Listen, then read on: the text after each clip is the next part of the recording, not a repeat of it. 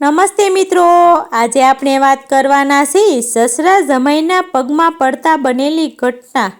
આ વાત છે એક એવા નાનકડા પરિવારમાંથી જન્મેલી ઘટનાની, જે આજના સમયમાં હજારો ઘરોની અંદર રોજ કોઈને કોઈ સ્વરૂપ બની રહી છે, પણ બહુ ઓછા લોકો તેને સમજદારી અને સંસ્કારીથી ઉકેલે છે। લગ્નને હજી માત્ર 8 મહિના જ થયા હતા। નવા નવા સંબંધો, નવી જવાબદારીઓ, એકબીજાની સમજવાની શરૂઆત, આ બધાની વચ્ચે પતિ અને પત્નીનું જીવન આગળ વધી રહ્યું હતું। છોકરો સાવ સાદો, સ્વભાવથી થોડી અડગતા ધરાવતો, જ્યારે છોકરી ભાવુક, લાગણીશીલ અને થોડી ઝડપથી નિર્ણય લઈ લેતી। બંને એકબીજાને ખૂબ પ્રેમ કરતા હતા, પણ પ્રેમ સાથે સમજણ હજી પૂરતી વિકસેલી નહોતી। એ દિવસે પણ બીજા દિવસોની જેમ જ શરૂ થયો હતો।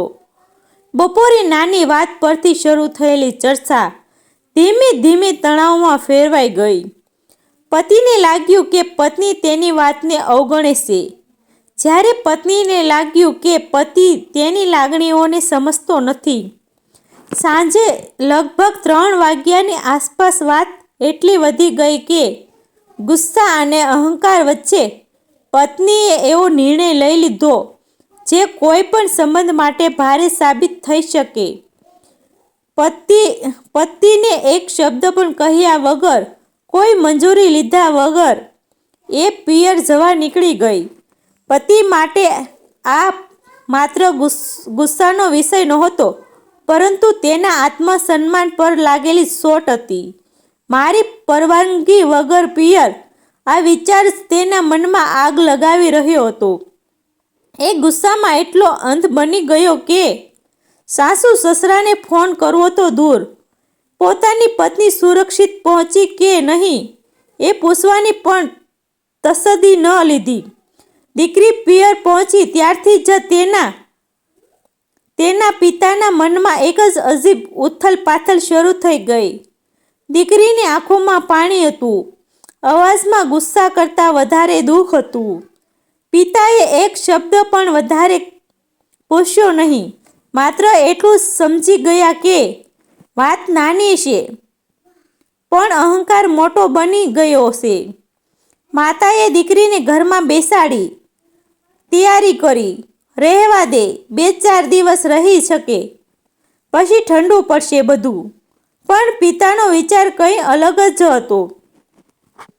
દીકરીના પિતાએ જીવન જોયું હતું, સંબંધો તૂટતા જોયા હતા, નાનકડી ભૂલમાંથી મોટી વિખૂટાપણું ઊભું થતું પણ જોયું હતું। તેમને સમજાયું કે જો આજે દીકરીને અહીં રોકી લેશું, તો કાલે આ પિયર જ દીકરીનું કાયમી સરનામું બની શકે છે। તેમણે દીકરીને શાંતિથી જોઈ, બાઇકની ચાવી લીધી અને કહ્યું, "ચાલ ઘરે." દીકરી આશ્ચર્યમાં પડી ગઈ, "પપ્પા, તમે મને અહીં રહેવા નહીં દો?" પિતાએ ખૂબ શાંતિથી જવાબ આપ્યો, "બેટા, તારું ઘર એ જ છે જ્યાં તારો પતિ છે। પિયર તારો આશ્રય છે, નિવાસ નહીં."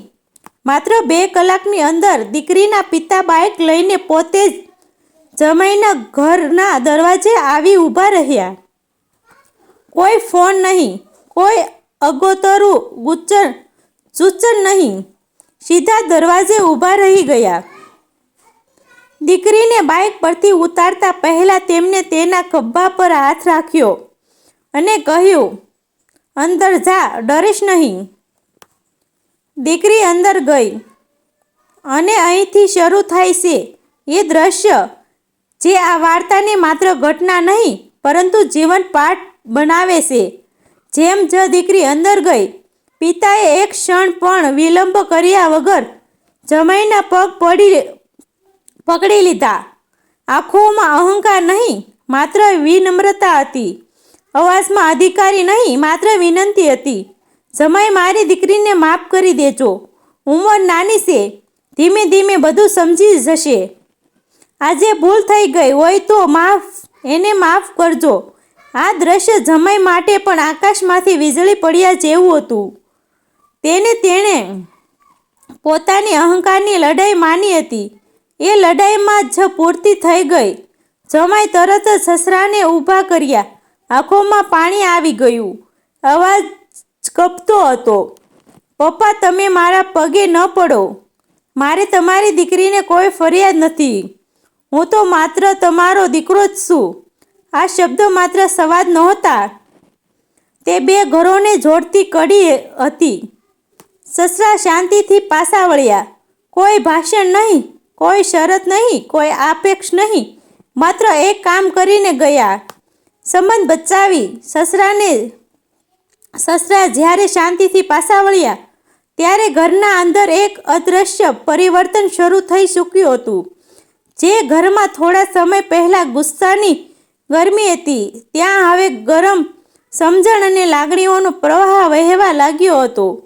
દીકરી અંદર બેઠી હતી, માથું ઝુકાવેલું, આંખોમાં અપરાધ બોધ અને મનમાં ભય. હવે શું થશે?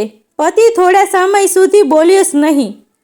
એણે આજે પહેલીવાર સમજી લીધું કે સંબંધોમાં જીતવા કરતાં બચાવવું વધારે મહત્વનું હોય છે. પતિના મનમાં સસરાના શબ્દ તરત ગૂંજતા રહ્યા. ધીમે ધીમે એ સમજી જશે. આ વાક્યમાં ફરિયાદ નહોતી, દબાણ નહોતું, માત્ર વિશ્વાસ હતો. એક પિતાનો પોતાની દીકરી પરનો અડગ વિશ્વાસ, અને એ વિશ્વાસ સૌથી મોટી શીખ આપી ગયો. પતિને અચાનક પોતાનો ગુસ્સો બહુ નાનો લાગ્યો. જે વાતને લઈને તેણે પોતાની પત્નીને પરખી સમજી લીધી હતી, એ વાત હવે તેને પોતાની ભૂલ જેવી લાગવા લાગી. થોડા સમય પછી પતિ પોતાની પત્ની પાસે ગયો. કોઈ આરોપ નહીં, કોઈ પ્રશ્ન નહીં, માત્ર એટલું જ કહ્યું, બેસ વાત કરીએ.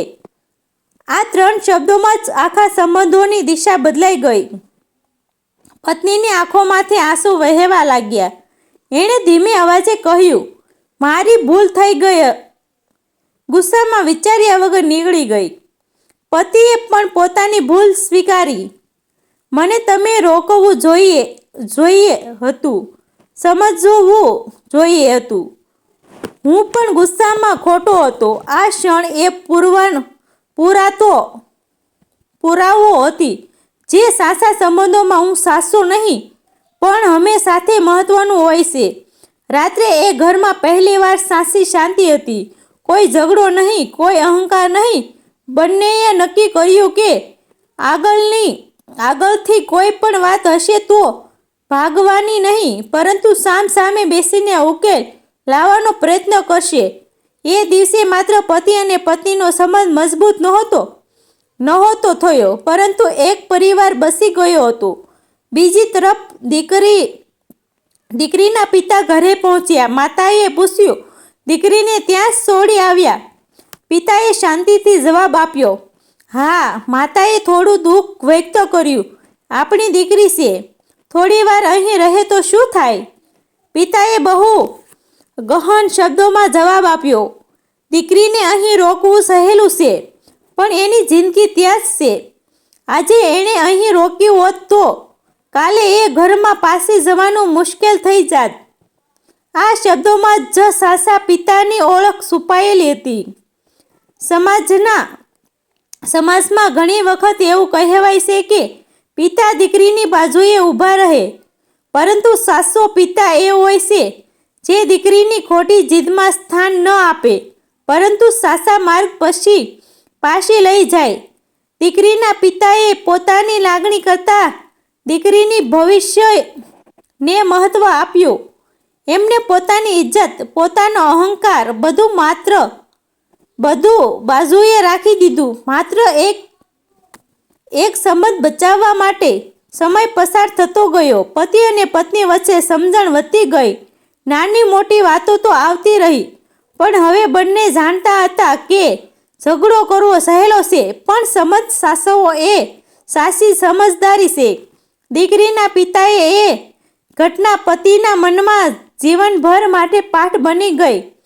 એ હવે માત્ર જમાઈ નહોતા, સાચા અર્થમાં દીકરો બની ગયો હતો. આ વાર્તા અહીં પૂરી થાય છે, પણ પ્રશ્નો છોડી જાય છે. શું દીકરીના પિતાએ સાચું કર્યું? હા, કારણ કે તેમણે દીકરીને તૂટતા સંબંધમાંથી બચાવી. શું દીકરીને પિયર રોકવાને બદલે તરત જ પાછી મોકલવી યોગ્ય હતી? હા, કારણ કે પિયર આશ્રય છે, ઘર નહીં. શું જમાઈના પગ પકડી માફી માંગવી અપમાન હતું? નહીં, એ તો સૌથી મોટી સાહસ હતું. આ ઘટના આપણને શીખવે છે કે સંબંધો ક્યારે ઝૂકવું પડે, કારણ કે ઝૂકવાથી માણસ નાનો નથી થતો, સંબંધ મોટા બને છે. અહંકાર એક પળમાં બધું છોડી શકે છે, જ્યારે વિનમ્રતા આખું જીવન જોડી રાખે છે. મિત્રો, આ વાર્તા કાલ્પનિક છે. તેમાં આવતા પાત્રો અને દ્રશ્ય, સ્થળ, દરેક વસ્તુ કાલ્પનિક છે. ફક્ત અને ફક્ત લોકોને સાચો સંદેશ મળે તે માટે આ વાર્તા બનાવવામાં આવી છે. આભાર મિત્રો. વાર્તા ગમે હોય તો શેર કરજો.